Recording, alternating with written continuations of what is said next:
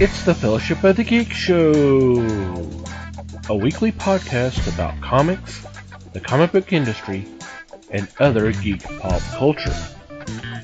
Music courtesy of Manny the Martyr. And now, on with the show!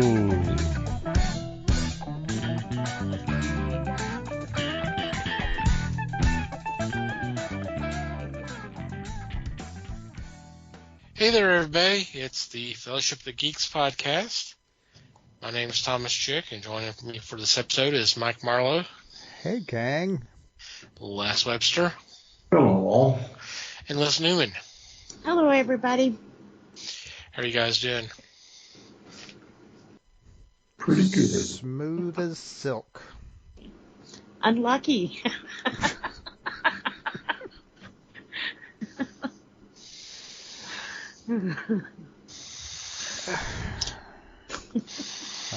Long John Newman over here.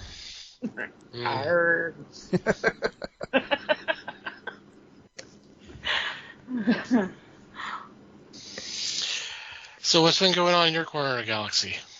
I can't wait for this. Yeah. I'm on tenterhooks myself. I've actually got something to talk about this week. Of course, everyone knows the new Spider-Verse movie. I think it dropped Friday. And I saw how really good it was, and people were going on, probably best man Spider-Man ever. So Spider-Man was on my brain. And I think it was FX was doing a Spider-Man marathon. And of course, I'll always watch some Spider-Man. And they actually played the first one, the Into the Spider-Verse. I don't know if you guys have seen that yet or not, but I'm telling everybody, you have to watch this. I mean, it is probably the best Marvel movie I have ever seen, ever.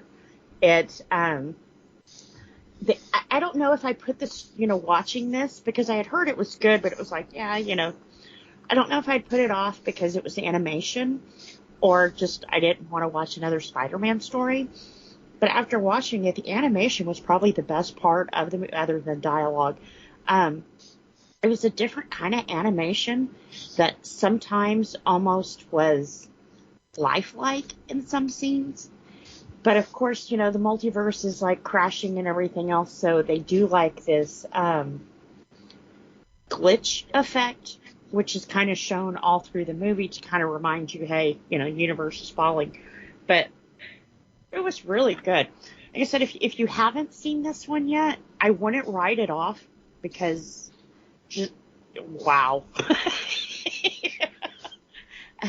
I'm definitely wanting to watch the second one after this because I'm kind of curious because the way they wrapped this one up, everybody kind of went to their own little world, spoiler alert.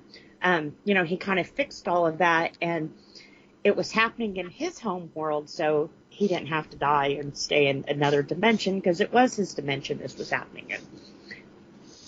But then at the very end, Marvel's always known for their end scenes.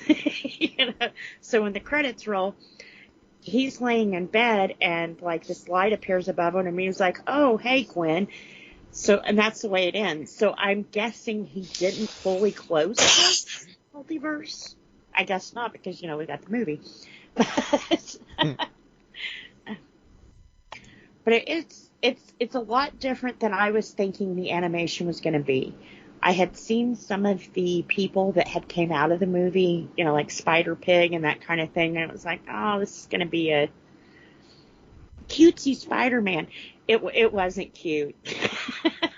Ouch. And in the first 5 minutes, we watched Spider-Man die. So it's like they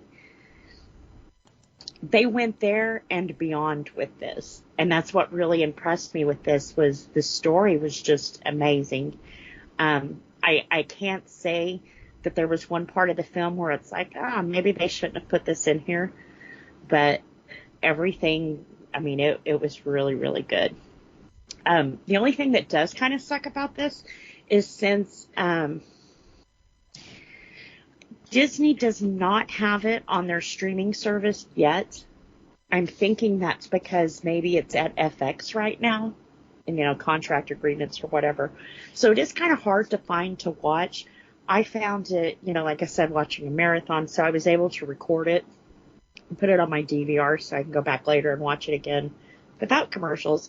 But I actually sat through commercials to watch this movie. That's how interested I was into the story that was going on. Which, y'all know me, that says a lot. That's high praise. I was surprised to find it on FX. I don't know why. I think I keep throwing this movie into another category because it's animation. But this movie would actually hold up against a lot of the stuff they've put out in the Marvel Universe. So I definitely wouldn't write it off as a cartoon anymore. And nothing wrong with cartoons. That's 90% of what I watch, But I was not expecting the movie that they gave us with that. So I need to look up who the writers are on this because you can tell that they were really close with the subject work, and kudos. They knocked this out of the park. And from the reviews I'm seeing on the movie, they did it again. I'm wanting to say it's Brian Bendis, but I could be wrong on that. But yeah, I mean, home run Marvel.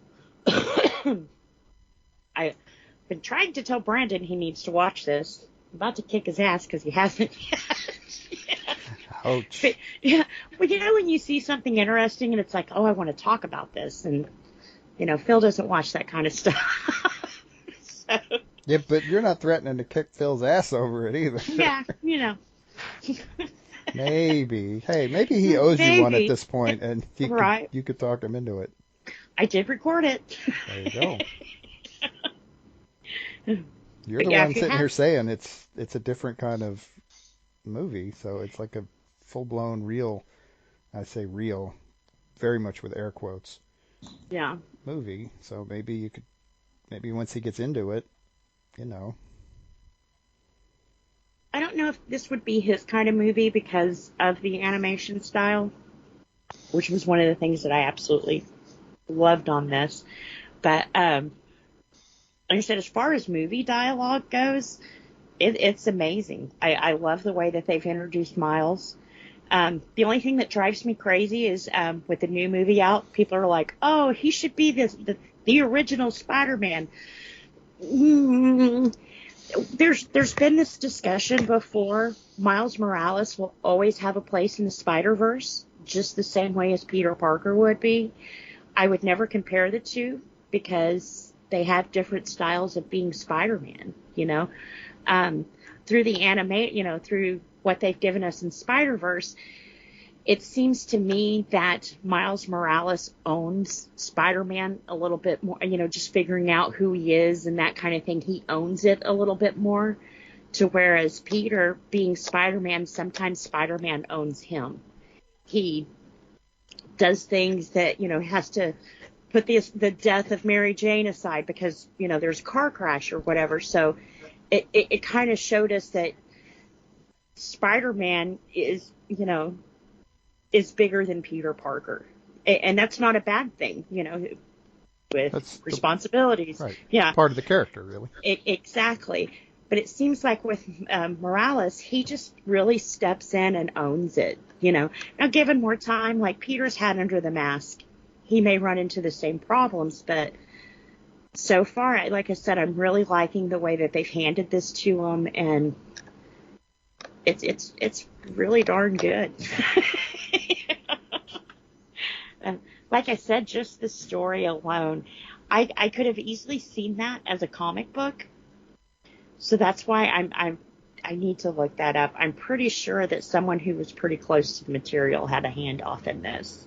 And then, of course, at the very end, which made me cry, they show a clip. It's a quote from Stan Lee where he talks about responsibility. So it's just kind of like, oh, it's nice that they made that nod there, and it showed once again whoever is involved in this had respect for the material and where it came from, and I really feel like they put that credit there. So although they say Stan Lee won't have any more cameos, that quote, I need to look that up too. I should have looked that up before show. It hit home, and it was a total Stan Lee thing. So he definitely made his mark and cameo in this movie too. So if you haven't seen it, like I said, you have to watch it. It is on FX. They'll probably play it a few more times. Like, since it was on this weekend, it'll probably be on during the week. You know how they rerun that stuff, but really good. I don't think comic fans will be disappointed in this one, because you do get that kind of raw comic feel with the glitch thing that's happening. So that was pretty cool too. unless they're trying to be, which you never know. But some of the art, like I said, some of the parts, like where they're showing the city and stuff, it's like you wanted to pause it to see it. It's like, is that real or is that animated? It was just that on point and that good. And then it would switch to like a raw, glitch comic page kind of thing. So it was like this. It's really good. I don't know how to describe that, but they blended it perfectly. So it wasn't an in-your-face, reminder, but I liked it. And they definitely gave him a good start. I'd like to see more of Gwen's story. It does look like she will have a different origin than the ones that most of us know of her. So that'll be interesting, too. Thanks, multiverse. Yeah. It's easy to get away with stuff like that when you're doing that. Yeah. And they've already established these guys in another universe, which was that was another thing that was cool about this movie, is every time a Spider-Man would enter the scene, or Spider-Verse, or whatever, they kind of like, hi, I'm Peter Parker, and you may know me as, kind of gave them an introduction, but it was kind of neat the way they did that, all the way down to the comic book page, They all knew they had comic books out of them. They were all some kind of hero, but I don't know if the characters are real in comics, but they had like a Chinese girl. I can't remember her name, but the robot thing was kind of like her Spider-Man power was her little robot that she was in. And of course, she had the Spider Pig. So they had a mecha Spider-Man. It was. That's cool. And it was cute because, he was like this big robot that she would be inside of, working him. But then when she wasn't inside of him, he would like shrink down to like this little spider thing that was, she'd carry around. So it was cute. I don't know if she's really a comic book character, though. I would be curious to see that one. She's from Tokyo, I think they said. And then you had another Peter Parker, which I'm sure was weird for Aunt May, just burying her Peter Parker. Yeah, like I said, it was really interesting. I really liked the way they handled it, and even down to the Spider-Man death. He died being Spider-Man, the friendly neighborhood Spider-Man. And the main villain in the first one is Kingpin, which I didn't know a lot of his background either, and that was kind of tragic, but not enough to kill everybody, Clearly you do not understand how supervillainy works. Jeez. Right. You don't need a lot Maybe of spark. that's a good thing. Well, okay, fair enough. I don't need that kind of power. Yeah, it's really good. I was impressed with that one. Cool. Yeah. I have not seen any of them. I remember that the first one came out, but I don't think it went to the movie theaters, though. I'm wanting to say it was a strict to streaming kind of thing. Well, the one that's coming out now is like the fourth one, right? I think it's the second. Because we had, the first one was Into the Spider-Verse, and the movie is Across the Spider-Verse. Unless I'm missing some. Yeah, I'm pretty sure it's just the two. I Oh, and speaking of the two, it's kind of weird, but this is the second time I've caught a Spider-Man marathon run on TV. I think Sci-Fi's done it. FX was doing it when I watched it again. And it's very strange because they'll play all of Tobey Maguire's movies, and they only play the first one of Andrew Garfield, and then they switch over to either Tom Holland's or, like I said, with this one, they switched into the Spider-Verse. So it was kind of like, why won't they show the other Spider-Man movies? Like, they completely cut it. They'll play the first one, But I think there was, 2 more after that? Probably don't have the rights. That's how it usually works. It's just like, it's crazy. So, of course, after you set through that many of them, you're like, I have to go find these other 2. Which I'm pretty sure I've already done once before when it came on before. And I know people don't like Andrew Garfield's Spider-Man. I don't think it was the best Spider-Man, but I did like some of the storyline that they introduced through that. So his aren't that bad either. Just depends on what kind of story you're into, And that's kind of why Tom Holland's is kind of different, because he takes those previous movies and kind of mixes them and did, what they've done with that so far. Which I think so far, as much as I love Tobey, I think Tom Holland did a really good job as Spider-Man. Probably better than Tobey. So. I think a lot of people didn't much like Tobey. I don't think they liked the Venom. I think they liked all of the first 2, and then when we got to Venom, it kind of gave us a totally different kind of Tobey, where it was like, emo boy is not sexy anymore. and that's kind of what he was trapped into. And then also you had, the 70s show guy, Topher Grace, who just absolutely sucked in that movie. So it was kind of like, I think by the time the third one came along and they gave him what they did, people are like, okay, it's time to start over. Because if this is what you have left to show us, we don't want to see it anymore. Which is sad, because wasn't that Sam Raimi? The Tobey one? Yeah. Yes. Yeah. So. Well, be grateful, because Sony wanted Venom in the second film. Ugh. And Raimi fought him. And the second one happens to be the strongest of the 3. Yeah.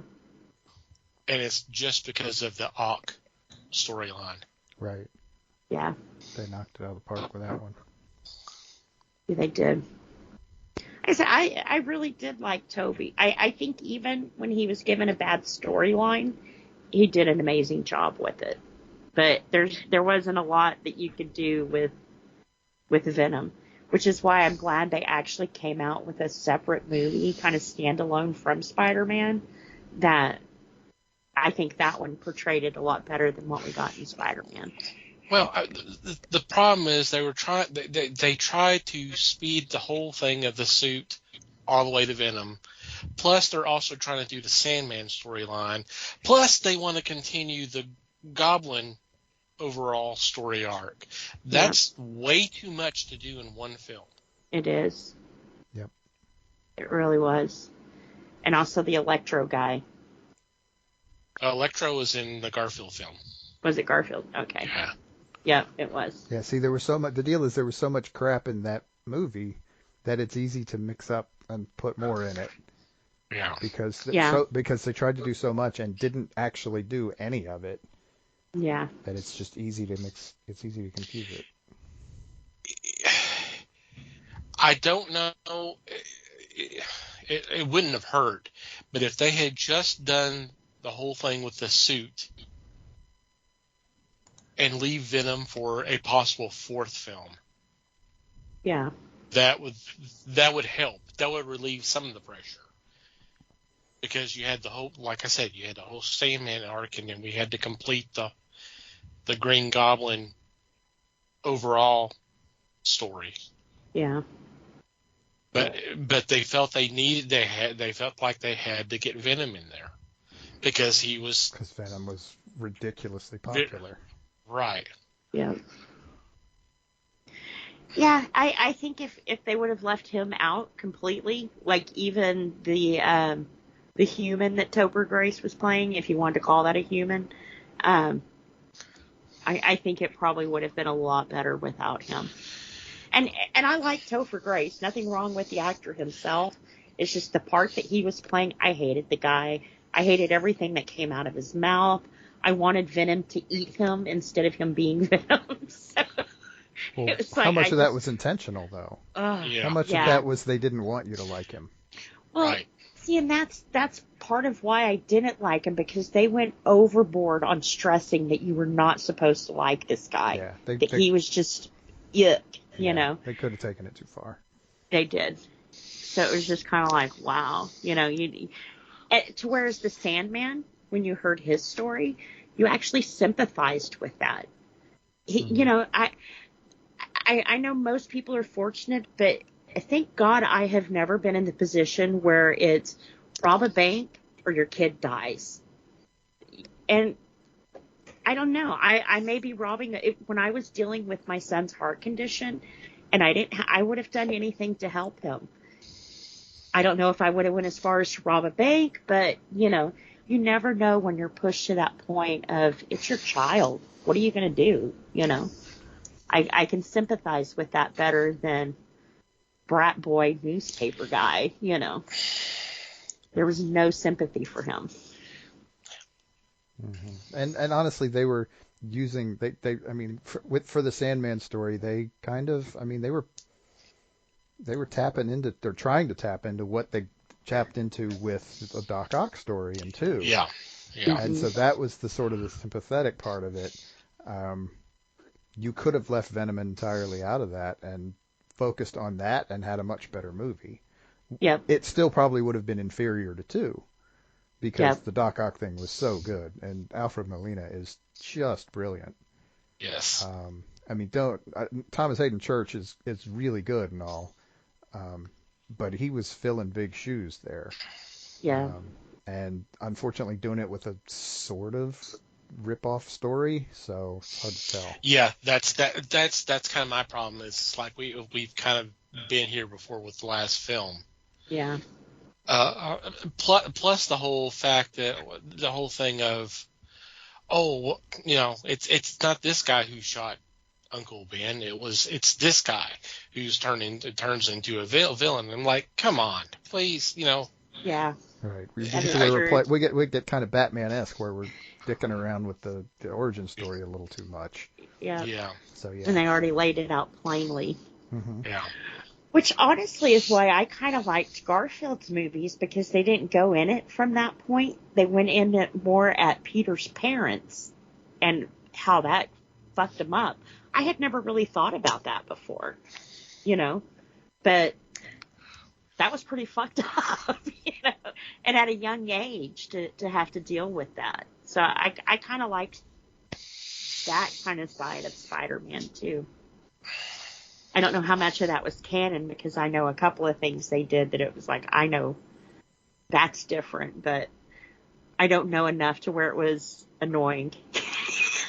Right. Like the whole Gwen Stacy thing, but yeah. Which was kind of weird, because that was the one that she's in, and we had just talked about the death of Gwen Stacy, so it was like, oh man, I'm going to see the movie where she dies, which it wasn't. I think that's the second one she dies in. So. Spoiler. Yeah. Oh, wow. Yeah. How old are those movies? Few years. Few years, yep. Not as old as some of the ones we talk about on this show. True. But yeah, still pretty old. Yeah, that was my week. Cool. Well, it's good that we could get you started on the Spider-Man train so you could jump into that and have a good experience off of it. Yeah. We said it kind of wanted to hide because I didn't want to see her die. So I felt like I got built up for it not to happen. But yeah. Okay. I mean, that's a positive thing, but okay. Yeah.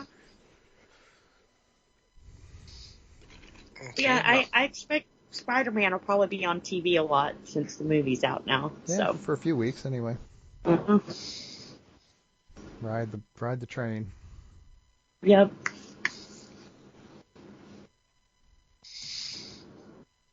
Mikey. All right. Well, speaking of trains, my thing has nothing to do with the train.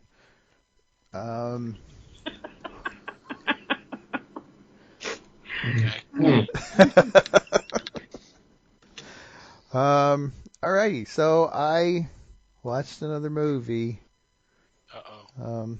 Oh yeah, it's still on the sci-fi kick. Although this movie was significantly less sci-fi than I had been led to believe. Um, but that's because there's more to it than I knew. I've learned more about I've learned more reading about this movie after the fact than I did watching the movie, but that's not always surprising, I guess. Um, the movie I watched is called The Tenth Victim, or at least that's what it's called in English. This is from 1965, and it is an Italian movie, which the version on Tubi is subtitled. It is not dubbed. I have, from what I am reading, from some of the stuff I'm reading about it after the fact, because I prefer to not read about them until after because it just kind of a fresher experience. I had already heard that this is a highly regarded movie, by the way. I have heard lots of good things about it. I've heard it called very positive things. And I did like it. It was interesting. It was a fun take on what it's about. What it's about is it is set in the future, much farther in the future than I realized when I was watching it, because man, the cars looked awfully 60s. It is, and the sci-fi premise is, one, it's like 100 years in the future, and two, the primary entertainment, and this is going to sound very familiar, but this comes before a lot of why it's going to sound familiar. The primary entertainment globally, like it's an international thing, is an organization called the Department of the Big Hunt. People sign up to become contestants, and this is essentially it's a blood sport game show thing. And people take turns being the hunter and the hunted. And the ultimate goal is to survive 10 hunts. Hence the title, The 10th Victim. You survive 10 hunts. You do 5 of them as a hunter and 5 of them as hunted. You survive all of them, and you win the big prize, which is like $1 million because this is 1965, and basically worldwide fame and glory. You are a hero to the people of the entire planet. This movie stars Marcello Mastroianni and Ursula Andress. They are as far as the hunt goes, it is the matches are made by computer, and they show this scene with this computer, which at the time would have been tiny, even though it was still the size of a Volkswagen. And it set up Ursula Andress's character as the hunter and Marcello Mastroianni's as the hunted in this case. This particular one, I want to say it was his 6th hunt, but it was her 10th. So she's the one who's kind of driving it. And she's the hunter, so she knows all about him, but he's the hunted, so he just knows he's the hunted. He has no idea who in the world is coming for him. And so she gets very into the details, and she's chasing. She goes to Rome to find him. She's supposedly playing an American, but it's really hard to tell because they're all speaking Italian. So this whole thing is shot basically in and around Rome, which is nice. It's a cool city. And there's a lot of back and forth, and they deal with each other. She like goes and finds him at like his favorite lunch place, and like starts talking to him and starts hitting on him, and he's kind of in a bad relationship and is kind of jaded, so he's not taking it well. And this stuff just goes back and forth and back and forth and back and forth. And I'm not going to tell you what the ending is because it's complicated. We'll put it that way. That's actually one of the things that I thought made it a good movie was how weird and complicated the ending was. And where it ends is kind of hilarious in a way. But yeah, it's really good. Given what people have said about it, there are dubbed versions out there. It seems to me that they are considered to be inferior. So when in doubt, stick with the subtitles. But yeah, it's entirely worth seeing, especially if you like Bloodsport movies. This is not in any way gory or even all that violent. There's a lot of shooting going on, but there's also a lot of missing going on because these are just normal people shooting at each other. It's just sort of running through scenes, and there's this other hunt just sort of runs through the scene that they're in the middle of, and everybody just sort of gets out of the way, and it's really funny. But most of the people involved in the hunt don't take it seriously until they're in the chase, and it's really kind of funny that way. But yeah, it's really good. Cool. It's on Tubi. Nice. Tubi. I, Tubi or not Tubi? Yes, sir. Listen. I enjoyed that movie when it came out, and yeah, I was around then. I thought it was fun to watch, and I watched I saw it twice, and one was the dubbed, one was the, yeah. Subtitled? I'm sorry? Subtitled? Yeah, subtitles. Thank you. Or did you just watch it in Italian because you're a badass? I don't know. Hell no. It was a really good program. I went out and bought the book, which is a lot easier to understand than the movie because the book was not written in Italian, so I could get through it a little easier.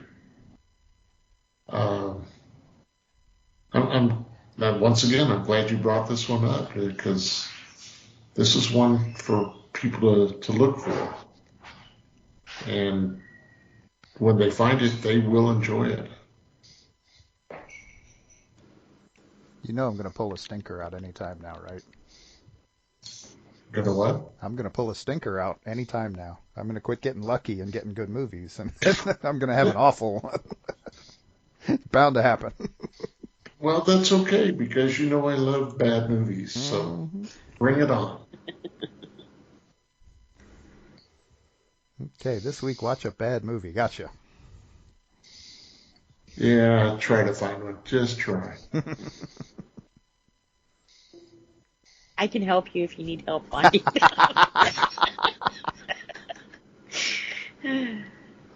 No, I have access to Tubi. I think I can find a bad movie. That's not a problem. Yeah. They have both. They have good ones and they have bad ones. Very handy. Country and Western. Mm-hmm.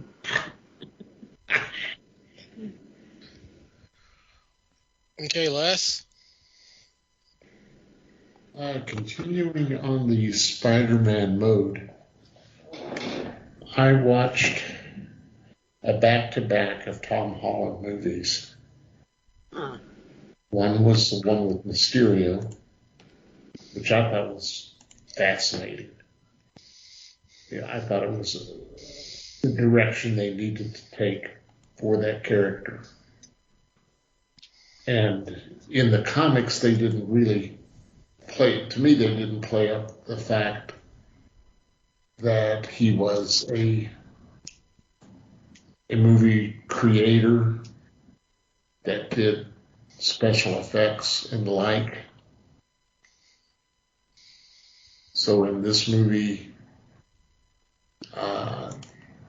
posing him as a quasi-hero, everybody thought he was a hero, and obviously he was not. I thought was pretty darn good. Then next in line was the episode where Holland was seeking the advice and help of Doctor Strange. And that was the one I was really wanting to watch. But I figured, let's go ahead and watch them both. If you watch them back to back, then you won't miss anything. I enjoyed it, but it had some parts in it that to me didn't make much sense. You do have the multi-layer of universes, and right now I know Flash is coming out and it's going to be dealing with multiverse information. I don't know that I want to even try to watch that. I want to see the movie, but if they're going to start just keep pressing that it's a multiverse, I'm not really thrilled. I want it to do well. I think it will do well. But now that Marvel has said, well, we came up with it, no, you really didn't, but okay. Right. So we'll see how that goes. And I'm hoping that we get to see something a little more believable.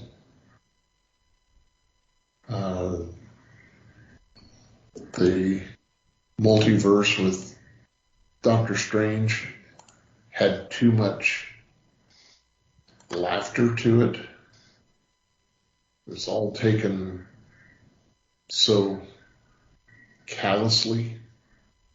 It just didn't hold anything for me. But like I said, I hope Flash can pull theirs off, and we'll see how that fares. Mm. But that was about it for me. Cool. Yeah, you start talking about the Spider-Man Doctor Strange thing, and my first thought was, oh, is he trying to make sense out of Doctor Strange in the Multiverse of Madness? Because I don't know. And I don't think that's even that attempt. That's just too weird. I think I like the Doctor Strange ones because there's usually some pretty cool effects that's going on with any kind of movie he's in. Right, you're a lot more into the visuals than less. Yep. Yep, and that's cool. There's nothing wrong with that. I mean, he'll tell you there is, but there's not really. Well, sure. I think a lot of it too is I can appreciate the work that goes behind to make it look like that. So it's kind of Right, like, wow. which is why that's what you're seeing when you're looking at more, because you have that's kind of where your background is. Yeah. But his standalone movie was better than the Spider-Man ones, I'd have to say. I hate to be a downer. Once again, I didn't really bring anything to the table this week. You brought the table, man. It's cool. Yeah.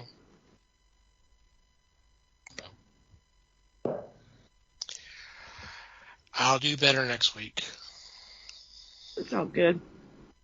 I do want to point out a couple things that have really kind of gotten on my nerves. I have watched a little bit more regular TV the last few weeks, And I swear to God, my hatred of commercials because of the stupidity just gets worse and worse. See, you're joining my side. You two hate commercials for very different reasons. Yes.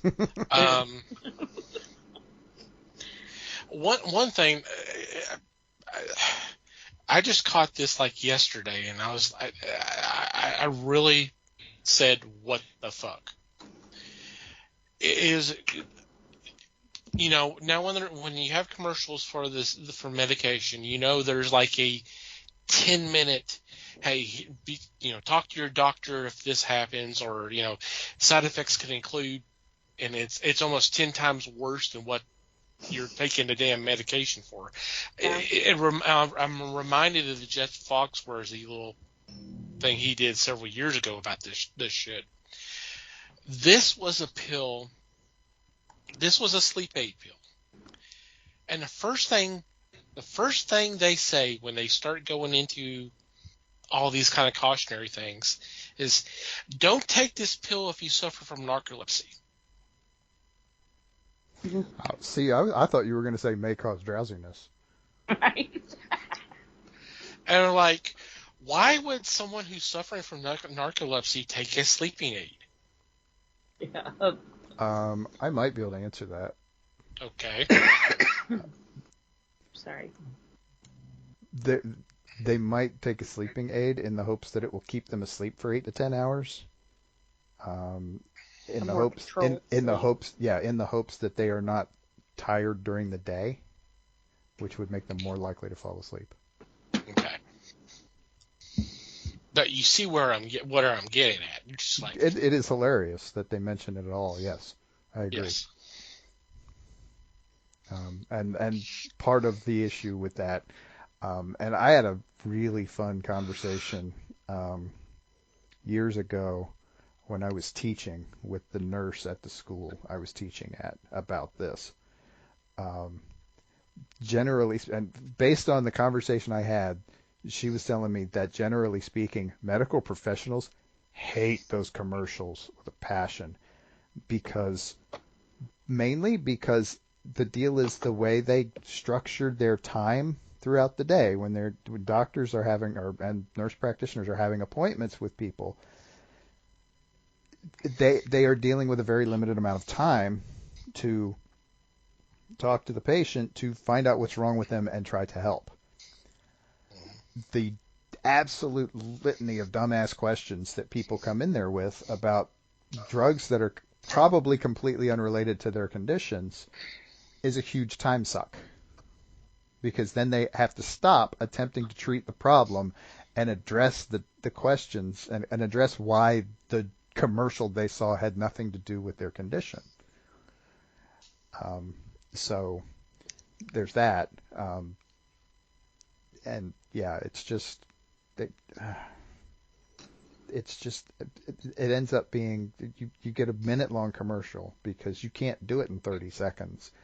Right. And 40 seconds of the minute-long commercial is a friggin' horrific list of disclaimers. Mm-hmm.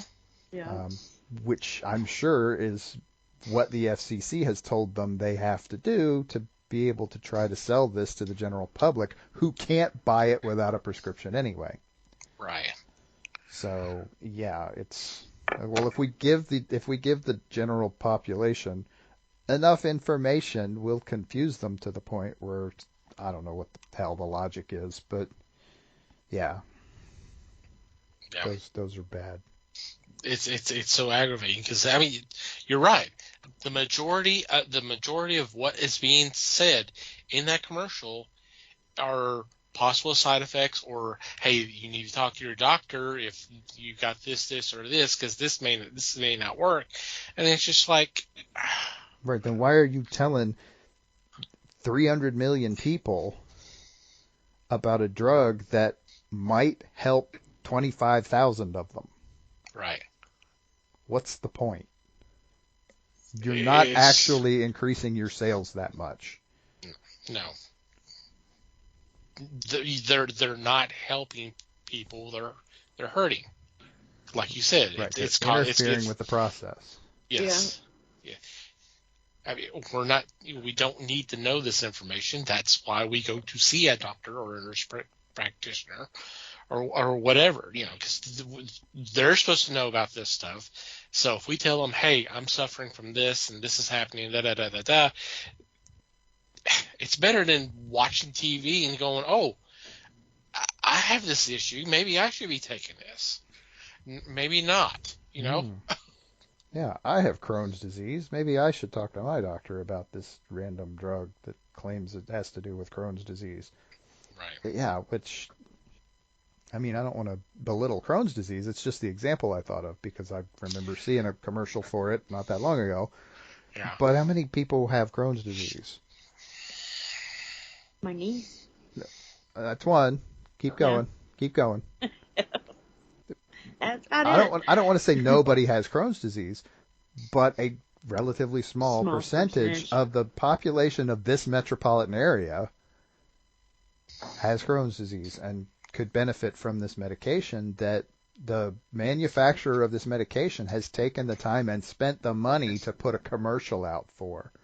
Uh-huh. Why? Who is this benefiting? Right. 3 people will see that and it will do them some good. Everybody else is just annoyed or confused enough to pester their doctor and have to pay $250 to get a no, that doesn't have anything to do with your problem. Yeah. Anyway. So there's that. But that's it's not stupid, it's more irritant.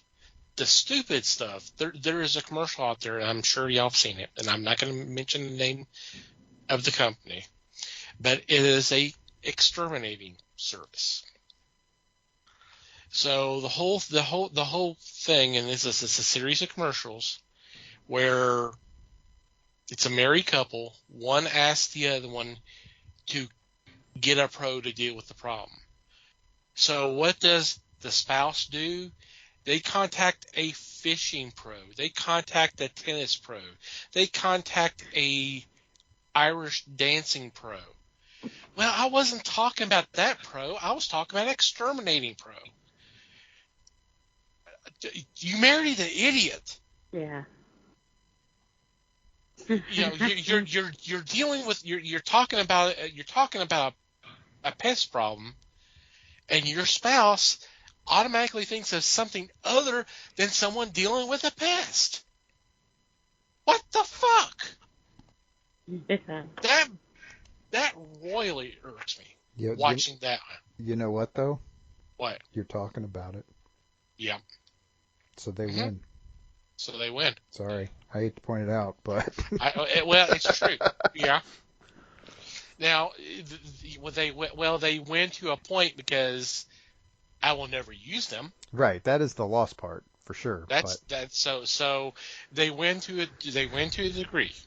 They win they win the battle, but they're going to lose the war. I'll remember them, but that doesn't mean that I remember them in a good way, right? To where I want to use their goods or service. There's several in that way. There's another one for a satellite provider where it's 2 girls running a lemonade stand. But we got to make it real world. So, hey, instead of it being $1, it's $5 because there's a supply issue. And, hey, it's the cost of the cups and all that. And if you really want to go full real world on that, where's your selling permit? Where's your building permit? Is this an employee? Okay, do you have a payroll? Are you paying your payroll and your taxes for them? Come on, let's get real world, girls. Come on.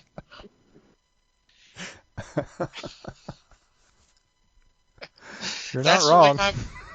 That's the way my mind works. I'm sorry. It's just like you're not wrong.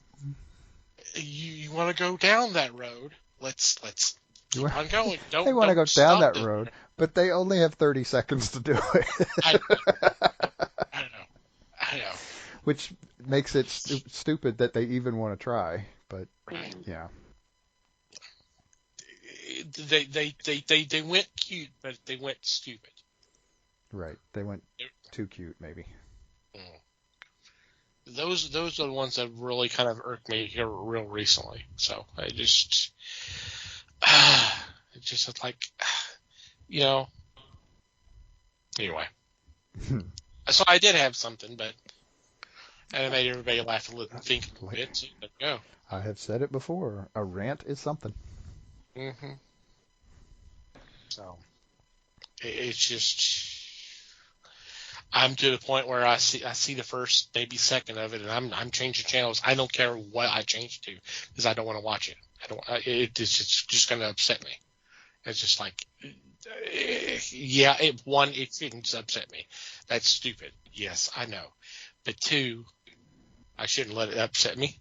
So let's do something else. Sure. So. All I got to say is liberty, liberty, liberty. Yeah, those are bad too. Especially the latest ones with the kid. With the kid going through the yard and running over the flowers and all that. Yeah, that's cute. Bye, Uncle Emu. Oh. Yeah, that one bugs me too. The sad thing is, whatever I'm watching, that's usually... Yeah, it's going to show up. Yeah, it shows up every break. Or there's one now of, hey, a half-naked man talking about, hey, your ears are really dirty, but don't use cotton swabs, use this thing. Dude, put some fucking clothes on. And then maybe I'll listen to your ass. Maybe. He doesn't smoke the same cigarettes as me. It's like, why? I get it. You're possibly getting out of the shower and you're about to take care of your ears, but you're going to stop and talk to us because we happen to be in your bathroom or whatever. Okay, whatever.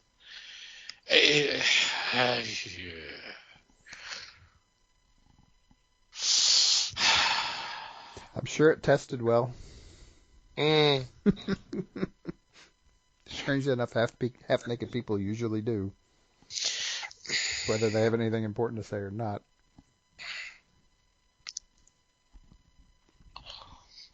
Anyway. So let's go ahead and get into this week's discussion.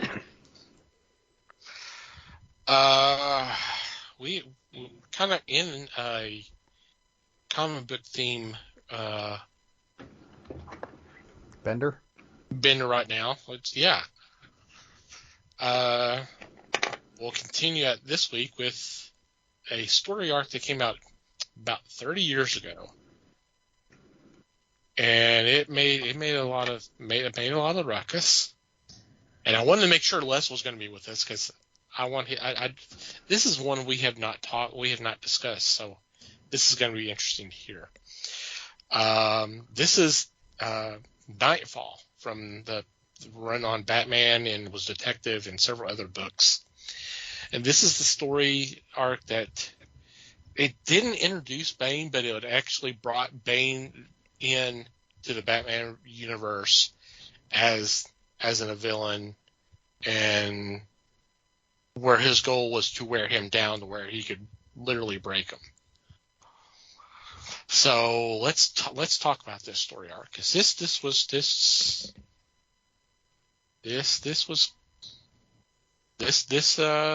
pretty well known. Yeah, it was for various reasons. Mm-hmm. Excuse me. So, yeah, it's okay. We all have to do it sometimes.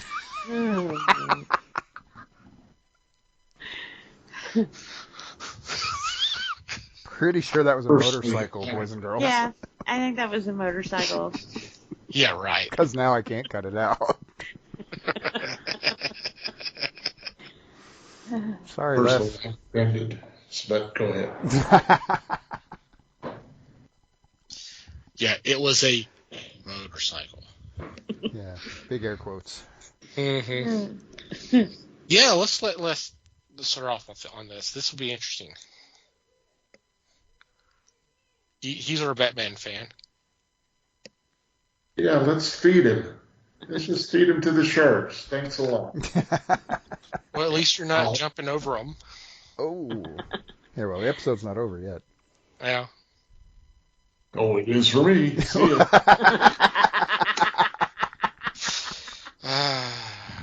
We kid, Les. We kid. Well, this was a series that ran for 12 months. Was it that long? Sounds about right. Bane, Yeah. Bane, like you said, was introduced, as was Azrael. And gave another outlet for the story arc that was run about, what was the name of it? The steroid? I'm sorry? The steroid? Yeah. Venom. Venom, thank you. Which was, I think, was before Venom was created in Marvelverse. Otherwise, I'm sure they would have jumped on it and said, no, you can't use that.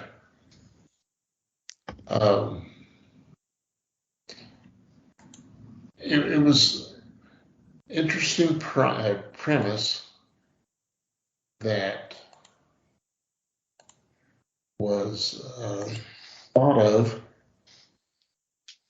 and to give you some idea, it was brought forward just after the death of Superman series in the comics, although neither group knew what the other was devising for their storyline. Right. And Death of Superman came out, and it was huge. No two ways about that. Yeah. The idea of Batman being injured was,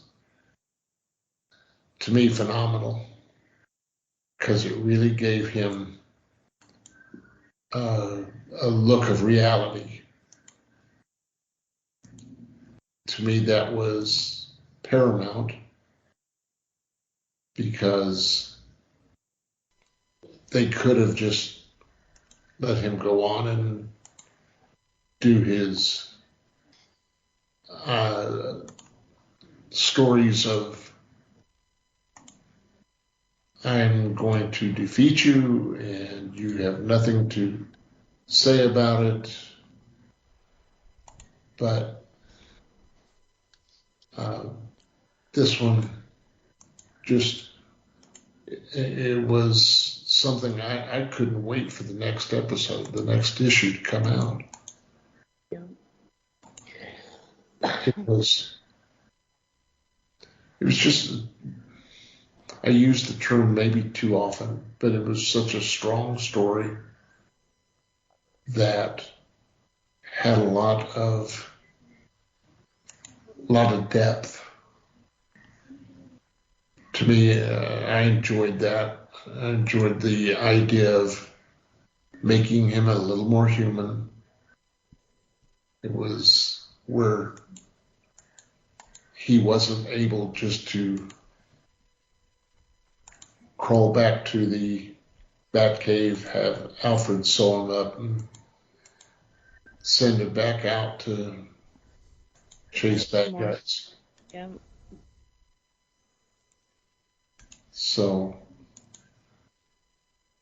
I am highly for this storyline, and it was covered in 3 volumes, I think. 3 collections. Yeah, they kind of broke it into three separate things because it took a lot of. There was a lot of story there. It was.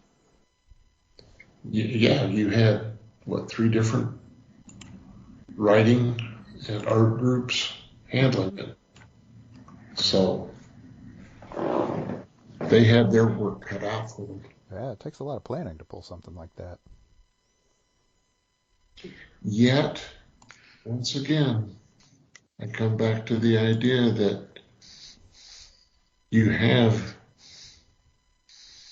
what, 6 months or more?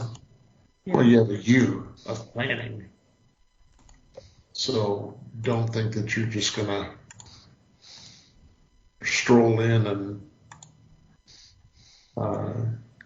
come up with a storyline. And at this time, Marvel was covering Age of Apocalypse, the big storyline for X-Men, Yeah. and also for, what was the other one? Well, you had a Venom storyline. And I think they had one other to round it out. This one, to me, was the finest. And to see the cover of a comic with Bane breaking Batman's back, done by Kelly Jones, was so interesting. So, I may be an apologist, but I thought this was really, really good. And you may have mentioned it because I just full disclosure, I was away for just a second.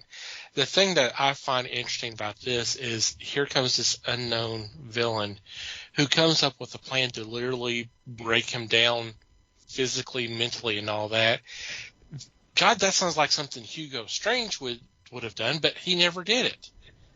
You know, you got some of these classic villains that why hadn't they come up with that kind of idea of just continually trying to assault him, wear him down to the point where he could be defeated in such a way? Well, we did have that. That was the whole story behind Killing Joke. Was one bad day, and he just kept coming for him all day long. Every time he turned around, it was one thing after another, to where, you know, the Joker had realized then, in order to break him down, I can't break him physically, but I can break him mentally. But this story kind of tapped into both of it. Not only did he want mentally, he wanted him, you know, physically broke down too. So we kind of did, but I don't know if Killing Joke came before or after this, though. Well, it came before, but it was considered an Elseworld. It was not in continuity. So, yeah. I mean, yeah, that could be one way, but I'm not discounting what you're saying. Yeah. But well, and a lot of up to that point, a lot of, and not all, so don't hate on me, but a good chunk of what Batman did was petty criminals and crazies. People who were never really going to plan that far ahead. Yeah. True. In an effort to actually, they weren't. Nobody was specifically. I mean, except in a certain few occasions, nobody was specifically coming after Batman. Yeah, they were doing what they do. Generally speaking, Batman has been the come out of the shadows guy and kick somebody's ass and then disappear again. Yeah. It takes a special type of intellect to pin that down, to track him down to the point where you can even start that process. Yeah. So this was just kind of it was a bigger threat than Batman had ever faced before, and maybe not exactly, but That's the idea. They weren't all working together, though. Bane kind of used them. He let them out of prison and he knew what they would go do. So he didn't need them to go along with his plan or to even like them or work with them or, he just let them out and go do what you normally do. Right. He didn't let them out because he wanted them out. He let them out because he knew, because it was a focused attack on Batman. Yep. He was trying to extend Batman to see how far he could push him, to see how much he could handle. And one thing that Les didn't touch on before this, also what Batman was dealing with right before this, he had just lost Jason Todd. So we're kind of, before this happened, we were seeing a Batman who was kind of spiraling anyways. Of course he blamed himself for Jason, and even to the point, in one point in the comic, when Scarecrow got a hold of him, instead of him seeing his parents, as the fear toxin kicked in, he saw Jason Todd. So it was like that. I think, especially half of our group here, we've been through some kind of grief process to where it just totally, you're wiped. I mean, you may not do anything at all, but you're just wiped, So then to have to deal with not only the grief of this, and now I've got all these people doing this, and I've got this new guy who I know nothing about who wants to kill me, it was just too much. To where I think actually breaking the Bat was more of breaking him mentally than the physical part of it. Oh, totally.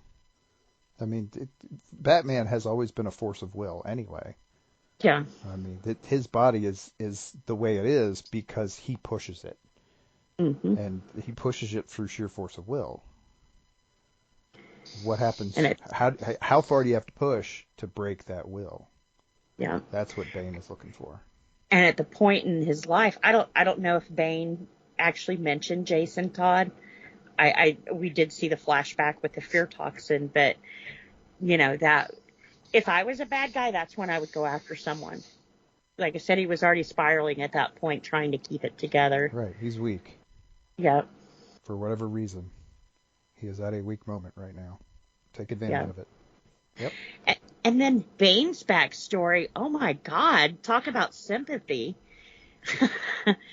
His father, I don't know if his father was like a kingpin or just a really bad asshole, but he died. So they put the mom who was pregnant with him in jail so his son could pay for the crimes of his father. So Bane was born in prison and basically stayed there until he broke out.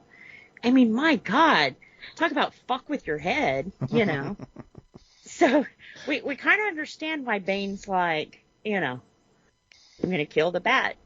Because he's messed up from being raised in prison, But I thought that was a pretty harsh sins of the father, kind of thing. It's like, damn, I think I'd be a little psycho too. Would be.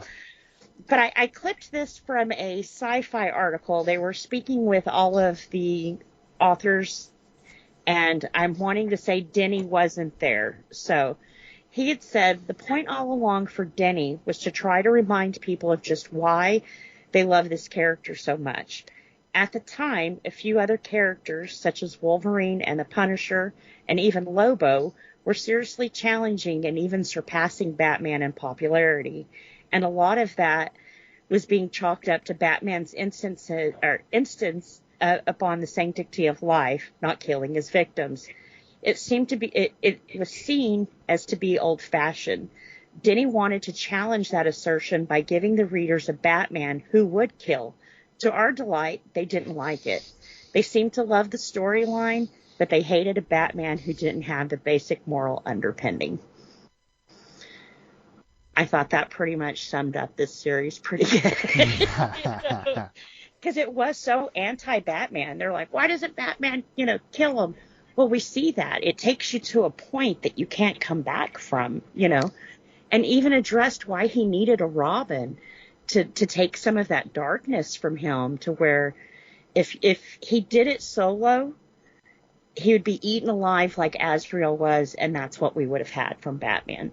So it kind of explained what you're seeing as old-fashioned is what keeps Batman grounded and keeps him, the badass that he is he's got a line. He's got a line he won't cross. Well, and the other thing that we get out of this storyline is, at least whether it's direct or indirect, is a little more of an expanded Bat family. Yeah. So there you go. Yeah. And to me, it was kind of weird that he chose an outsider to be Batman. So I think the story could also be summed up in making a bad choice and the consequences behind that. He handed his mantle over to a psycho. And the crazy thing was, he knew he was a psycho. He was a reformed psycho, but he's a psycho, And he turned his mantle over to that. Well, are you going to get a sane person to pretend to be Batman? I mean, come on. Yeah, but, at least one that doesn't want to kill everybody. He's been programmed to kill everything. I'm not saying he was the best choice. I'm just saying there aren't a lot of choices involved. There aren't that many people who are qualified. And this series wasn't the end of Azrael. They've dusted him off a few times in the Batman line, too. So he was in one of the games. And what was the other thing they just recently did? Not recent, but the Heavy Metal. He made an appearance in that, too. Cool. Interesting. So, yeah. But yeah, I really liked this story. There's, like Les had pointed out, there was so much going on in the comic world. And we were seeing the anti-heroes on the rise. We had Spawn during that time, too. We had superheroes like Wolverine who just, there was a line, but he didn't care about crossing it every once in a while, So I think people were really digging that anti-hero thing, which they were like, okay, let me give you Azrael. Let me give you what you want and see why you don't want it, That's an interesting way to look at it, especially given that one of the things that started that trend, that early 90s anti-hero trend, was the Dark Knight Returns. I won't say Batman was the cause for that.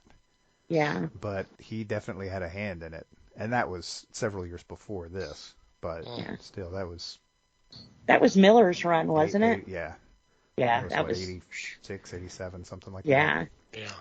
And that was real raw and gritty, too. Mm-hmm. People decided they liked that. Yeah. This is, if you want to think about it in those terms, this is a really interesting response to that, too. Yeah. This is that story on Venom. Like that? Oh, boy. Oh, you laughed. Good night, everybody. Not for the good reasons, no.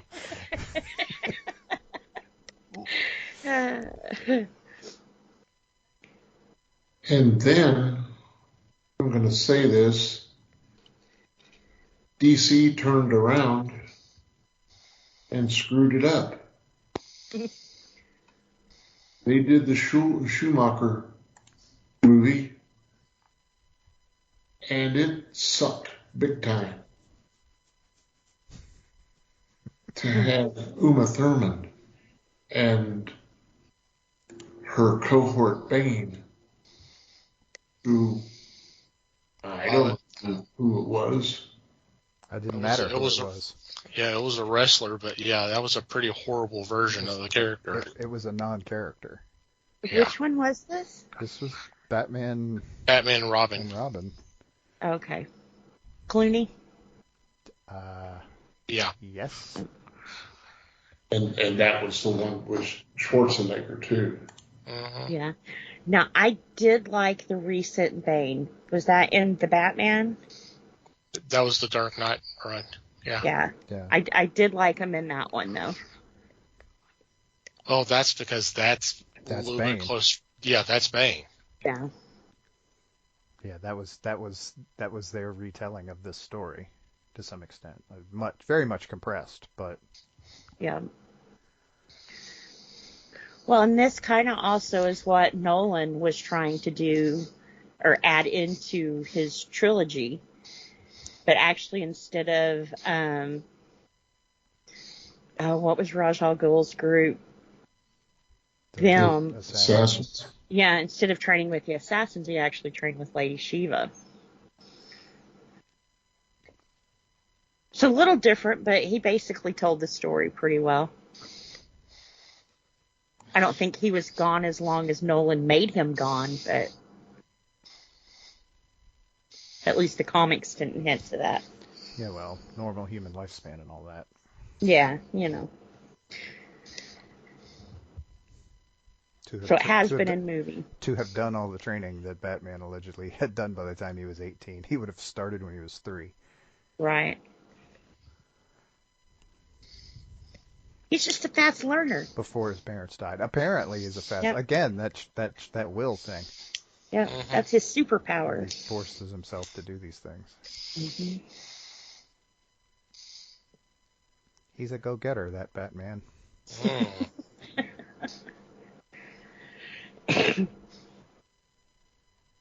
Well, and I also liked that at the end when he was taking the cowl back, he did beat his ass and take it back, but he didn't humiliate him. Which kind of, to me, definitely showed why Batman was the better guy to have the cowl. And even at the end, almost sympathized with him, you know. I know what you've been through. For a split second, I thought you said take the cow back. And I'm like, what cow? What is there a cow in this? Back move. There's man-eating cow from The Tick, but I mean, you know, that's a bit of a departure. Sorry, I just misheard for a second there. And this also gave us the long pointy-ear Batman. Kelly Jones? Was it Kelly Jones? Yeah. Yeah. Pretty dang good artist. Mm-hmm. Well, and like Les had said, the picture of him breaking the back is probably one of the most iconic comic book covers ever. Mm-hmm. But I'm going to say it. That's not why I think Kelly Jones is a great artist, because he reforms characters so much. Look what he did with Dead Man when he did that series. Look what he did with Batman with the series with Dracula. You know, things like that. There was a time when Jones could really make me want to go make sure that I went and bought his covers. Good stuff, but to me, you got to tone it a little bit. Personal opinion. Move along. No worries.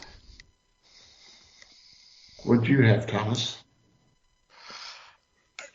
I did enjoy this the overall story. I remember reading Azrael stuff prior toward him basically being forced into the Bat family, you know, and being led into it, and he was an interesting character. I wonder with him becoming Batman and everything that he did, I wonder if that, I hadn't looked into it. I wonder if there was like a message or just an opinion of regarding the anti-hero or the grim or gritty heroes that were very popular at the time. I was just wondering if that was just something to kind of go, is this really what you want? Because, hey, look at this. Right. What's the difference between Azrael and Punisher? Yeah. It's an interesting contrast if you really think about it, and I don't know that people did at the time. Yeah. And like I said, I don't know if that was the intent, but it just kind of seems like it because he was literally night and day different from Bruce. And even though Bruce can go to extremes and gets called out for it, you know, Azrael or Bazrael, however you want to say it, he crossed those lines that even Bruce would say, I wouldn't do that. Right, I can't do that. I can't do that. Because if I do that, I'm no better than the criminals. I'm no better than the people I'm hunting. Yes. Right, the moral check. It's that line. Yeah. That keeps them on the good side. Yep. So. But yeah, That is it an was interesting way to look at it. It just kind of going back and going over those stories again, and kind of made me wonder if that wasn't part of what they were wanting to do, in addition to the whole media blitz of it. Oh God, Bruce's back's broken. What are you going to do? You know, how's he going to come back from this? Which that whole thing, I remember when they did bring him back and all that. I remember there was a little bit of a pushback there going, hey, so Bruce literally gets his back broken, but he's better now. But here's Barbara, who's shot, and we still can't get her fixed to where she can get out of the wheelchair. You know, what gives here? I remember there being some pushback back then regarding that. Y'all remember? Well, I mean, it's an interesting point. Do you remember that, Les? Do you remember some of that? I mean, Yeah. it wasn't like, I mean, if it happened now, oh my God, you know, the social media. I mean, we just saw this recently with another book, which I'm not going to talk about because it's kind of spoilers. But it's like, what's going on here? All right, why one and not the other? Yeah. If we can but then again, you get into a resource issue where if we can fix people, why don't we fix everybody? There's always a reason why we don't, and usually it's access. But yeah, that gets into weird, dark territory pretty fast. Well, and with Barbara, she made that work for her. I'm not saying anyone deserves to be paralyzed. I'm not saying that, but she rose above it and made it work for her. So it actually made her more powerful because she didn't let that control her. Yeah, she found a way to accept it. Yeah. And move to on. where I would see that as inspiring instead of, oh, somebody with telepathy fixed my back, you know. Well, yeah. I mean, and there are some people out there who think Barbara as Oracle is a more interesting character than Barbara as Batgirl. Because Barbara as Batgirl is a derivative of Batman, where Oracle is her own character. Yeah, there's the whole handicap that she's overcoming, and not only overcoming, doing really well, and is a different character and more interesting character, you know, however you want to say it. It just that was I mean, that when the new 52 came and they wanted to bring Barbara back to being Batgirl again and not Oracle, there was a lot of pushback about that. It's like, well, you know, here you have a handicapped person who's doing incredibly well and is just as highly regarded and necessary a character in the hero world as or even more so than Batgirl. Yeah. But y'all are gonna push her back to being a female derivative. Yeah. I do remember a lot of upset people being very vocally upset about that. Yeah. Well, because she was her own person. Mm-hmm. And like I said, I kind of found it something that tragic to happen to her to turn it around, which was very, you know, like I said, inspiring. Mm-hmm. Right. And come on, a little bit more believable than how Batman healed his back. Yeah, I was going to say she didn't resort to magic to fix her Right, problems. She just Right. sort of did it. And I think even after when Batman finally did fix her back, wasn't it like a chip or something in her spine or something kind of weird? Something like that, yeah. Well, it would Yeah. have to be, wouldn't it? Yeah. Again, So where it was kind of, resources. yeah, Batman's superpower is he's fucking loaded, yeah. limitless And resources. I think there's more power in behind having someone disabled be like that than Batwoman. We've got all kinds of heroes, but how many of them are disabled that way? What do they call that? Representation. I wondered when that word was going to come up.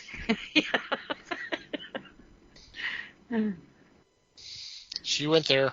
Yeah, I went there. Well, thank God we don't have to return. Yeah. Well, I've always liked Barbara better as Oracle. She's just super smart, no nonsense, but still that fun-loving person,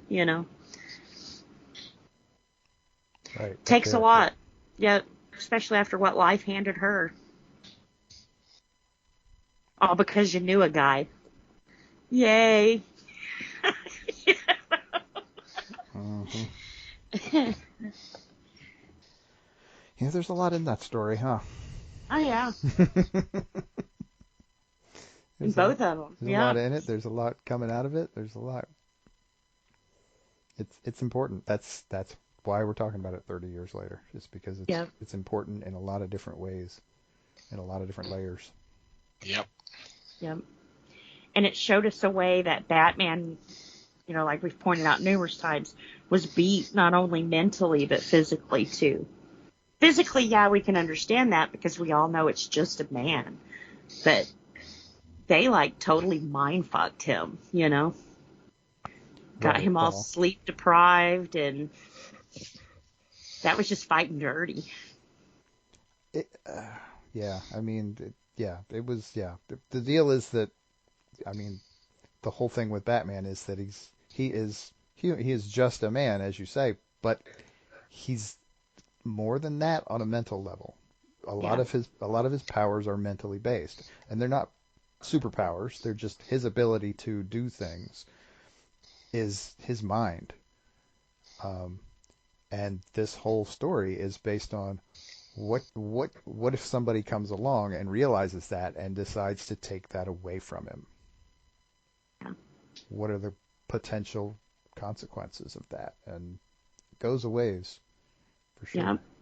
Let's take his Robin away. Let's take, his morals away. Right. He has to put his trust in someone he should not be trusting. Yeah. To carry on the mantle, and which in a way was so unlike Batman to begin with, And it pushed his relationship with Alfred to the brink. Yeah. And I mean, that's how important is that in the Batman universe? Holy cow! Yeah. Here we are back to cows again. Well, Alfred's always been more of a sidekick than Robin has. He may not be out there physically fighting with them, but he's been to every fight that Batman's been to. Right. Robin is the physical sidekick. Robin is the go out and punch things with him sidekick. Alfred is, again, we go back to the mental part. Alfred is the guy who helps him stay grounded, think things through, and he's the one who pulls in the information for him to do stuff with, and seriously, he's the guy who patches the wounds. Yeah. It's a sidekick, but it's a different kind of sidekick, and he needs both. And what happens again when we take that away? Yeah. You have a psycho running around with blades on his arms and legs. And nobody trusts Batman anymore. Yeah. Well, there was no way to keep him in check. Batman's always kept himself in check, Right. Right. And he couldn't do that anymore at that point. Mm-mm. Partly because it's not him, and partly because he just doesn't have the capacity at that point. Yep. He's just so overloaded. Yeah. It's a lot of fun psychological stuff running around in there, Yeah. Mm-hmm. which has also always been Batman's thing. Yeah. Well, I think it kind of reminded him why he was so important.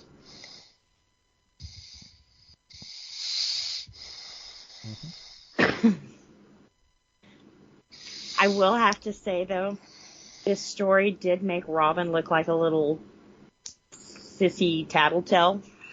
You know? So they could have played Robin a little better in this story, but it was, oh my God, you let him die. I'm going to go tell.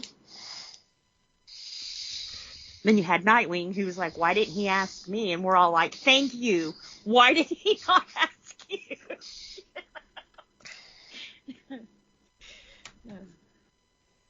Again, his judgment was affected. Yeah, by everything he had been through. Mm-hmm. Well, and have you ever met that person, though, that you just so hard want to believe in them, and you think that if you do, it'll be that one time that they actually learn something because you have someone who believes in you, you know? And I think that's what Batman wanted for him. You know, you had a shitty time, you were brainwashed, now let me help you, you know? To the point of, I believe in you, it just wasn't enough for him.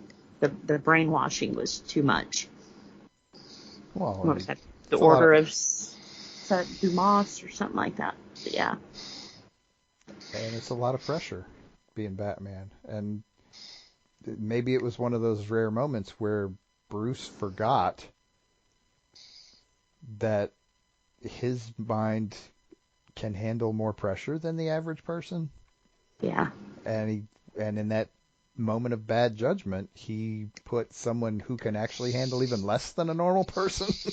Yeah. Who's already been broke once. Right, in that position where he has to handle a lot of pressure. Yeah. And yeah. And I think had he been thinking clearly, he would have realized by putting a guy like him in these situations, it's going to start cracking, you know? They basically put a wall up between him and the brainwashing. And by him fighting, it slowly chipped that wall away where he started hallucinating and, you know. Walls can be broken. Yeah. Anybody who knows anything about Pink Floyd can tell you that. Yeah. Mm. When his cracked. Mm-hmm. Yeah, pretty good story. Like I said, I've liked when they brought Azrael back. The video game he was in was amazing. He was the bad guy you wanted.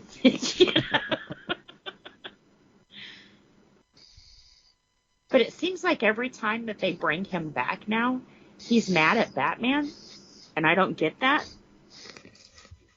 It was like, you know, because like I said, even the way they ended this, he was kind of like, no hard feelings. It happens to us crazies, you know.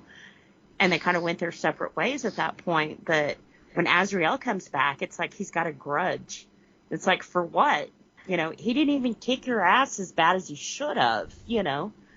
But that's a tough thing to judge. Holy cow. Especially when you're the ass kicky. Right. But, you know, it seemed like they kind of shook hands at the end of all of that. Yeah, that doesn't necessarily mean anything, though. Yeah. Well, see, and I think that's why I like Batman. He's face value, you know. If he says it, that's it, you know. But, well, again, that's the moral code. Though. Yeah. That's the deal. And his word not means everybody has that, right? Yeah, definitely check this out. It's a really good read. 100%. All right. On that note, we are going to take a quick break and be back with Geek News for you.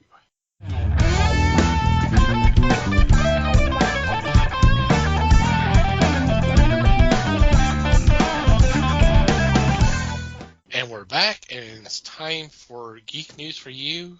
In this segment, we bring a couple news items to the table for discussion. This week is Liz and myself. And Liz, would you like to go first? Sure. Hopefully she'll lay off the Phil Collins impersonation here soon. Really, please. Sorry. Okay. My news article, the reason why I picked this one over another topic we had is because we've talked about Warner Brothers quite a bit doing the same thing. On Twitter, there was quite an upset. Some of the creators are saying that their work was being pulled from Disney streaming, and a lot of these people don't even have a copy of their work, which to me I think is crazy. That should be part of your contract. If I make it, I want a copy of it, period. So I ran into this article after that because, I kind of snooped around and stayed in the background and read. There was quite a few different creators that came forward, even some of the actors who were like, yeah, we don't have a copy of this either. And some of these people were informed with a text message that their show was being pulled. They didn't even have the decency to call these people. But Disney has decided to cut over 70 projects from Hulu and their Disney Plus service, which gives them a grand total of $1.5 billion in tax write-off. Yeah. So it's kind of sad that we're seeing this content disappear. And I think we had talked about this with Warner Brothers when they did this to Batgirl or Batwoman. I can't remember which one it was. When they just totally shelved it. Once you take a tax write-off on it, that's it. It's kind of like saying this burnt in a fire, so okay, we'll pay you for it, but you can't ever use it again because it was supposed to be burnt in a fire, So basically, these are just gone forever. I don't understand. I'm sure if these creators got together and kind of put a little pressure on them, that Disney would give them a copy of their works, because to me that seems like the unfair part here. I understand business. And when you have a big company like that, you've got to have big tax write-offs so you can kind of keep some of your profit and, hey, cool, capitalism at work. But, for people who were invested in this, I think it would be fair to at least give them a copy of that. That is part of their work profile. If you're not going to be using them anymore, give them a copy so the next job they go to, people can see what they've done, Not oh yeah, I remember, maybe I saw that. So I'll say it once and I'll say it again, and I've said it on several topics. Get it in a contract, people. If you think it could, that will never happen, go ahead and put it in there anyways, because these big shots are showing us anything can happen. And no matter how high on that horse you are, you can be knocked down at any time, Protect yourselves. Get it in writing. If you work on it, you should have a copy of it. So I'm sad for those people, and I'm hoping that in the future, I know a lot of, after the whole Scarlett Johansson thing that, she renegotiated and almost had to sue over that deal. I bet in her contract now, she has it very labeled out in plain English, and at the end of it, don't be a dumbass or I'll sue you. So I'm hoping these people are learning, and from now on, it'll be like, hey, I want a copy of this. If I put 5 minutes into it, I want a copy of this. That's your work. But Disney has the right to pull the plug on anything they want. It's their business. Whether we understand it or not. Like I said, some of these are some really good shows. I didn't watch Willow. Willow is one that they've pulled, but the creator was like, yeah, they need to pull that. I don't think he was happy with what happened there or how it was received. So some of these creators aren't upset that their work is gone. But, But most of them are. Yeah, most of them are. And maybe rightly so. Yeah, and some of these you look at the names and it's like, yeah, I can see why that didn't do too well. You had Cheaper by the Dozen, which was a remake. Remakes hardly ever do well. The Mighty Ducks, once again, remake. Turner and Hooch, which I think was also a remake TV series, which, come on, you're going to stretch a movie out into a TV series. So some of these you can kind of see why. But one of the ones I was surprised to see on the list was Y: The Last Man. I thought that had done really well for them. That was actually on Hulu and not Disney Plus, but it was trending a few times. So I just don't know if they're just don't have plans for that anymore, or, well, of course now they don't, but yeah. So some of them I can understand why they were cut, and then some of them it was like, damn, that hurt. That was good. But I said we'll see more in the third quarter, and I think we won't only see it from Disney. I think we'll also see it from HBO and, Max now, and some of the other guys too. I think with people coming out of the pandemic and no longer at home, these streaming giants no longer have the power they once did, and now they've got to tighten that belt up a little bit more. People are doing other things. They're going outside, you know. So I think this year, I predict the rest of this year will be pretty rough on all the streaming giants. I think we'll at least lose one or two channels, at least, through all of this. So we'll see. Bold prediction. I mean, Netflix is already hurt, and they've pissed me off to the point where it's like, maybe I don't need this. Not to totally get off on the subject, but they just released their no password sharing. I think it was the end of May. So it's only been in effect for about a week now. And it's already bullshit. I mean, total bullshit. For one thing, Netflix was like, share your password with your friends if you love them. That was like their whole marketing gimmick. You know, if you love someone, you share. And now all of a sudden, it's not cool to share. And hey, that's cool. You know, I got tired of freeloaders on my streaming services too. That's fine. But you're not making it hard for the freeloaders. You're making it hard for me. I have a farm about 2 hours away from me. If I don't log in at least once a month on my phone, which I hardly ever watch fucking Netflix on, then I can't take that on the go with me. I have to sign in my home, on my home network, before it will accept that I'm a user of my own service. So it doesn't matter that I have my own password. It's my freaking account. If I forget to log in before I leave, I have nothing to watch down at the farm, which has no cable or anything. So it's kind of like, it's just not worth, it's too much of a hassle. And it's asking me to remember something that I don't want to have to remember every month, I have too much I have to. You want to know something cool? You don't have to sign into a book. Exactly. Read a friggin' book. Yes. But, I'm screwing with you. Yeah. And I do. I have my Kindle or my Fire. It's loaded with books. I swore I'd never be that person, and I'm that person and now. You're now. that person, right? Well, out of necessity, because Netflix screwed you over. They screwed me over. No. I don't understand why complicate it. I've been with you guys since the very beginning when you were mailing me DVDs. Oh, God. To where we are today, And now all of a sudden you want to make it hard on me when I've been the one supporting you. So it's just not worth it. And like I said, other than my family, my immediate family, nobody has my passwords.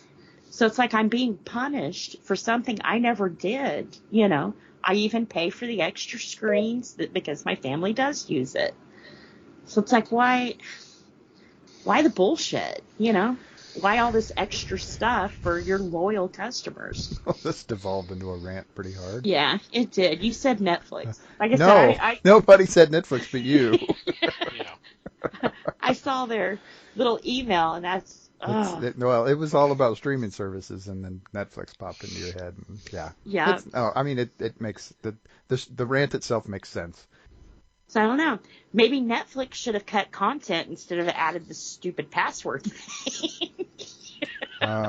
Maybe. I mean, yeah. I guess they'll figure it out if it works for Disney, huh? Yeah. See, I like Disney. Disney doesn't care. You can only have it on, I think it's 4 screens. That's it. They don't care where those screens are. You only have 4 screens. One can be in China, one can be in Texas. They don't care. You only get 4. So. Well, they can figure out how to track that. Great. Good for them. Yeah. Well, Netflix Obviously has. they can. Netflix has not, but anyway. Yeah. Well, that's Netflix. That's their problem. Yeah. And we'll see how long it continues to be their problem. Yeah. We'll see how long this lasts. Mm-hmm.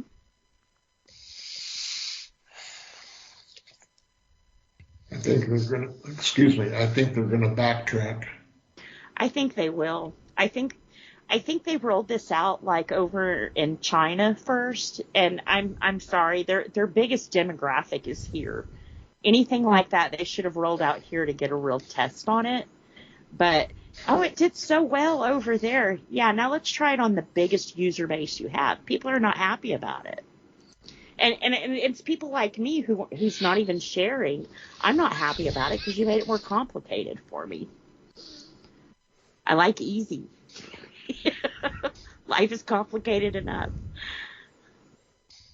Wait, what? Life is complicated? Yeah. What? Yeah, my one eye can tell you that right now. Can I write that Yeah, down? tell us how complicated life is, Cyclops. Right. It's different when you see it through one eyeball. Mm. Totally. I see. Ooh. Everything seems a little off. Depth perception is strange and doesn't work right. I don't know. Yeah, which was crazy because I had like none before this. Right. Yeah, we knew that, Liz. Which is why I'm covered in bruises, you know. Yeah, 9.5 fingers over here. Yeah, $1. I was just healing up for my other clumsies too. My finger was looking better. My burn is healed. So it was appropriate time. It sounds like it. Yeah, I had to have something to Right take on care schedule. of. Right. Had to have that daily reminder I'm a dumbass.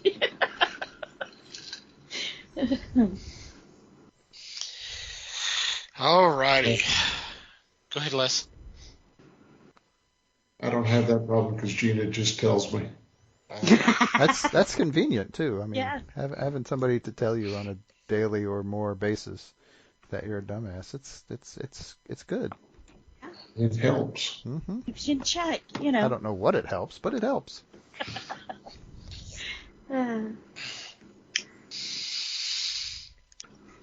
Okay. For what I have is somewhat breaking news. It's only a few hours old. There's no details on why the decision was made, but I know some people is going to be upset about this. Uh-oh.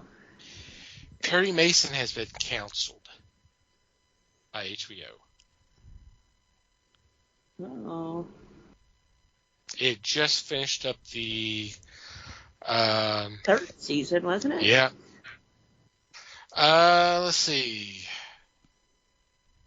Well, they're saying the 2nd season just finished on April 24th, and they're not renewing it for a 3rd season, which, according to the news item here, the series, the season finale ended on a cliffhanger. Yay. That's always fun when I they do love that. when they do that. Yeah. Mm-hmm. So now we'll see if Netflix will pick it up and finish it like they do all the other dead TV shows. I was not really did not know that much about this show, but this is the version y'all been talking about, right? Or Yeah. were you talking about the classic series? Because this is a prequel to the classic series. This is Perry is a investigator in this series. Yeah. This is before he actually becomes an attorney, which is I'm kind of intrigued. From what I watched of it, it was really good. I forget the guy who they have playing him, but he did really good. But HBO has been letting a lot of good ones go. Well, it's the whole Max thing. Yeah. Yeah. I don't understand how you make yourself better by cutting your content, especially the content that people are watching. Westworld, I kind of understood because the lead actress in that, who the whole show is around, kind of got into some nasty turmoil. And so I kind of saw that happening because they didn't want to pick a side, I wouldn't either. But it kind of left the show in turmoil, and HBO was like, nope, I'm not going to do it. Now, okay, go ahead. Didn't you guys tell me, like, Tubi or something is picking that one up? So sometimes when they cancel, when they kill it, unlike what I was talking about with Disney where it's gone forever, I think they allow them to shop that around. We didn't want it here, but you're welcome to, if you want to take this property somewhere else because we were just funding it for views or whatever. Okay, according to a quote here from Francesca Orsi, who's the head of drama for HBO, says, quote, each show has a job to do given the price tag that we give to it, and there's a viewership component, and there's a critical response element to it, and then, of course, the buzz of the nature of the show. It's those elements that we're always keeping in mind and discussing relative to whether or not the show will continue. Yeah. But the thing is the very next paragraph, it talks about it being a contender for several awards, and it actually earned 4 nominations, Emmy nominations, including lead actor for Matthew Rhys, who played Barry Mason. Yeah. So here's a show that actually had Emmy nominations. Sounds like it did well viewership, and they're just going to go, that's enough. Thank you. Yeah.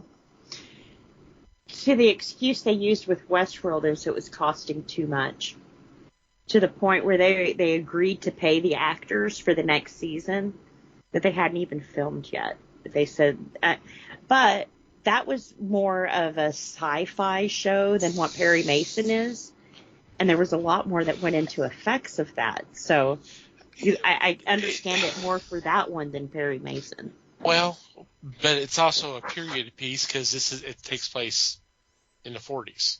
Yeah. There's still some stuff going on, yeah. There's still background stuff, design. Yeah. I'm sure anything costs a lot, But Westworld was like robots and AI and stuff, so I could see that being a little pricey. Well, it depends on how you handle things. But yeah, you don't always have to go for CGI. But true. Right, and to answer your question earlier, Roku and Tubi will be streaming the existing seasons of Westworld. They're not planning on making more. Oh, okay. I thought they were going to, because there's one more chapter in the story, and I thought I'd heard somebody was going to finish that. If so, that's not what I'm seeing here, but this is just one. At least not right now. Right, yeah. Not yet, anyway. So. Yeah, if you watch something like The Pretender, that ran for several seasons, and then it was cut off at a critical point, a cliffhanger. TNT came in, made 2 TV movies to do a wrap-up. Still didn't wrap it up. And it's still hanging there. Oh, man. Well, and that may... The Pretender was the kind of series that it almost wouldn't make sense to wrap it up. Because I remember I really liked that show when it was on. And it was the kind of thing that never seemed... it was never really going to end. There was never going to be. I mean, the only quote unquote satisfying conclusion to that would be Jared just dying, them finally just killing him. But as long as they were going to continue to toy along with him and use him, there was no point in doing that. So it was just going to go on forever. And I'm going way off in a rabbit hole here, but I think it wouldn't have made sense to me anyway to actually finish that thing. Because it was a really cool show anyway, but Yeah. my opinion. Well, there was a TV series called Crime Story, which I thought was excellent television with gangsters and the like. Dennis Farina, among others. Mm-hmm. And it just ended. That's something to me that should have been addressed. But no, it's kind of like we're done. Yeah, they ain't gonna spend any more money on it now. So Yeah. Yeah. which sucks that they do that, but you know. All right. Any special shouts or mentions this week? Other than saying hi, Steve. No, I'm good. Okay, we'll go on to our regular shout-outs. First off, we want to thank Pop Goes the Culture Podcast Network for allowing us to be part of a great group of fellow podcasters. You can check them out. We'll have a link in the show notes. We also want you to check out the fine men and women who make up Podern Family, who've been so kind enough as to spread the word of the fellowship by retweeting their links on Twitter. But check them out. Just do a search, #Podern Family. Scroll through, whatever catches your attention. Click on that link and download an episode, and hope you have a good time listening to them. Want to thank Manny the Martyr for supplying the music to our podcast. If you go to our show notes, you can find a link to where you can listen to some of their other music. And finally, you, dear listener, thank you for downloading and listening to today's episode. We value your feedback. Any questions, comments, suggestions, complaints, observations, what have you, please send them our way. Email at thefellowshipofthegeeks.net is our email address.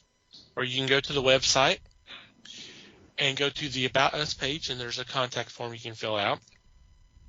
Didn't mention it earlier, but we do have a Discord, which you're more than welcome to join. If you go to the website and the main page, there's an invitation there. Sign up is free.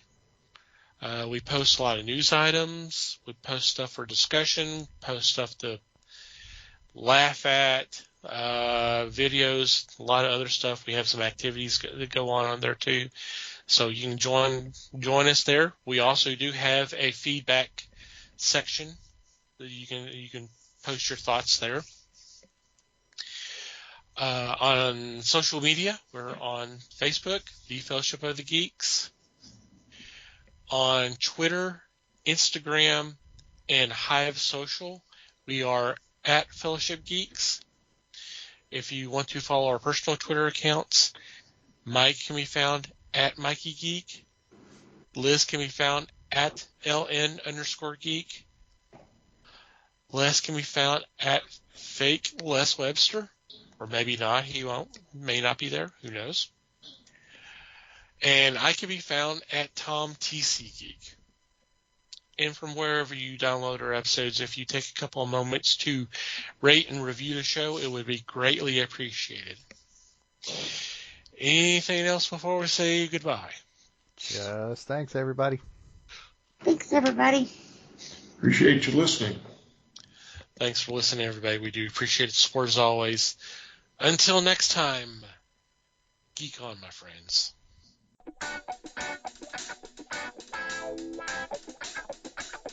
We thank you for listening to the show. Comments, suggestions, and questions can be sent to email@thefellowshipofthegeeks.net. You can follow us on Facebook at The Fellowship of the Geeks and on Twitter at Fellowship Geeks. Until next time,